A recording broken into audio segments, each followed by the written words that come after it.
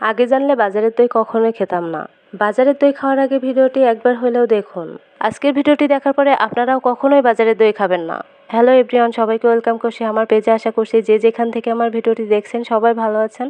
আমিও আপনাদের দোয়ায় আলহামদুলিল্লাহ ভালো আছি। অল্প দুধ দিয়ে কম সময়ে এবং সহজ উপায়ে হাইজেনিক প্রক্রিয়ায় বাসায় পারফেক্ট দই তৈরি করা হয়, তাহলে কেমন হয় বলেন তো? আজকে আমি আপনাদের সাথে এমনই একটা দই রেসিপি শেয়ার করব, যে রেসিপিটা কিন্তু আপনারা খুব সহজে এবং অল্প দুধ দিয়ে তৈরি করে নিতে পারবেন। চলুন তাহলে মূল ভিডিওটি শুরু করা যাক। একটা পাত্রে আমি দুধ ঢেলে নিয়েছি। এখানে আমি হাফ লিটার দুধ নিয়েছি। আপনারা কিন্তু এখানে কম বেশি করে নিতে পারবেন। এখন দুধটা আমি চুলায় বসিয়ে চুলাটি অন করে এভাবে করে নেড়ে নিচ্ছি। এই সময় চুলার আঁচটা মিডিয়াম টু লোতে রেখে এভাবে অনবরত নেড়ে নিতে হবে আর চাল করে নিতে হবে। তা না হলে দুধের ভিতরে সর বেঁধে প্যানে লেগে যেতে পারে। এখন আমি এর ভিতরে চিনি অ্যাড করে দিয়েছি। 1 কেজি দুধের জন্য 250 গ্রাম চিনি অনুপাতে আপনারা চিনিটা দিয়ে দেবেন। চিনির পরিমাণটা কিন্তু আপনারা আপনাদের টেস্ট অনুযায়ী একটু কম বেশি করে নিতে পারবেন। এখন আমি আবারও খুব ভালো করে এভাবে নেড়ে নিচ্ছি, যাতে চিনিটা পুরোপুরি গলে যায়। এই দুধটা কিন্তু আমি এভাবে করে 20 থেকে 25 মিনিট জাল করে নেব। এই দুধটা জাল হতে হতে আমি এখন একটা ক্যারামেল তৈরি করে নেব। এর জন্য আমি চুলায় আরেকটা প্যান বসিয়ে দিয়েছি। এখন আমি এর ভিতরে দিয়ে দিচ্ছি চিনি আর অল্প একটু পানি। এই দইটা বানানোর জন্য আমি এখানে যতটুকু চিনি নিয়েছি সেই চিনি থেকে হাফ চিনি আমি দুধের ভিতরে অ্যাড করেছি, আর হাফ চিনি দিয়ে আমি এখানে ক্যারামেলটা তৈরি করে নিয়েছি। এই ক্যারামেলটা কিন্তু খুব সাবধানে এভাবে অনবরত নেড়ে বানিয়ে নিতে হবে। এটা কিন্তু কোনোভাবেই নাড়া অফ দেওয়া যাবে না, তাহলে কিন্তু ক্যারামেলটা পুড়ে যেতে পারে। তো দেখতে পাচ্ছেন ক্যারামেলটা তৈরি হয়ে গিয়েছে। এখন আমি জাল করে রাখা দুধটুকু এর ভিতরে অ্যাড করে দিচ্ছি। তো ক্যারামেলের ভিতরে দুধটা ঢালার সময় কিন্তু চুলার আঁচটা একদমই লোতে রাখতে হবে, তা না হলে কিন্তু দুধটা উপচে পড়ে যেতে পারে। এখন আমি খুব ভালো করে এভাবে নেড়ে নিচ্ছি, যাতে ক্যারামেলটা দুধের সাথে মিশে যায়। ক্যারামেলটা দুধের সাথে পুরোপুরি মিশে গিয়েছে। দেখতে পাচ্ছেন এর কালারটা কিন্তু চেঞ্জ হয়ে ব্রাউন কালার চলে এসেছে।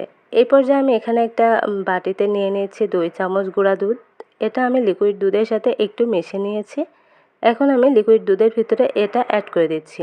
এটা দেওয়ার ফলে কিন্তু দুধটা অনেকটাই ঘন হবে। আপনারা চাইলে কিন্তু এখানে গুঁড়ো দুধটা স্কিপ করে লিকুইড দুধটা আরও কিছু সময় ধরে জাল করে নিতে পারেন, এতে করে দুধটা ঘন হয়ে আসবে। এখন আমি গুঁড়ো দুধটা খুব ভালো করে এর সাথে মিশিয়ে নিচ্ছি আর একটু সময় ধরে এটা জাল করে নিচ্ছি। তো দেখতে পাচ্ছেন দুধটা কিন্তু অনেকটাই ঘন হয়ে এসেছে। এখন আমি চুলাটি অফ করে দিচ্ছি। এখানে একটা বাটিতে আমি নিয়ে নিচ্ছি টক দই। টক দইটা আমি এরকম একটা ছাঁকনির ভিতরে রেখে দিয়েছিলাম কিছুক্ষণের জন্য।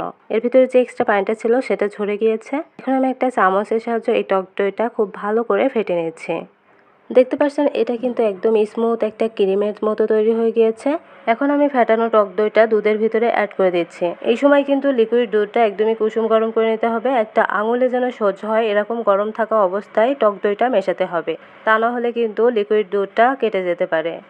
এখন আমি লিকুইড দুধের সাথে টক দইটা খুব ভালো করে মিশিয়ে নিচ্ছি। তো এভাবে করে একটু সময় নিয়ে খুব ভালো করে কিন্তু মিশিয়ে নিতে হবে। দেখতে পাচ্ছেন এটা কিন্তু একদমই মেশানো হয়ে গিয়েছে। এখন আমি এখানে একটা স্টিলের পাত্র নিয়েছি, দেখতে পাচ্ছেন, আর এখানে হচ্ছে আমি একটু টক দই মাখিয়ে নিয়েছি। এই পর্যায়ে আমি দুধের মিশ্রণটা এই পাত্রে ঢেলে নিয়েছি। এখন এটা ঢেকে একটা গরম জায়গায় রেখে দিতে হবে। আমি এখানে চুলার উপরে একটা টাওয়াল দিয়ে ঢেকে রেখেছিলাম। সকালে দেখেন দইটা কিন্তু পারফেক্টলি জমে গিয়েছে। এই দইটা কিন্তু বাজারের দইয়ের কোনো অংশে কম ছিল না। দইটা কতটা জমেছে সেটা কিন্তু আপনারা দেখলেই বুঝতে পারছেন। দইটা খেতে কিন্তু ভীষণ মজা হয়েছিল। আজকে টিপসটি ফলো করে কিন্তু আপনারাও এরকম পারফেক্টলি একটা দই তৈরি করে নিতে পারবেন। বাসায় যদি এত সুন্দর দই তৈরি করা যায়, তাহলে আর বাজার থেকে কিনে কেন খেতে হবে। আজকের ভিডিওটি যদি আপনাদের ভালো লেগে থাকে, তাহলে আমার পেজটির সাথে থাকবেন, লাইক কমেন্ট শেয়ার করতে ভুলবেন না। আবারও দেখা হবে অন্য কোনো ভিডিওতে। সেই পর্যন্ত সবাই ভালো থাকবেন, সুস্থ থাকবেন। আল্লাহ হাফেজ।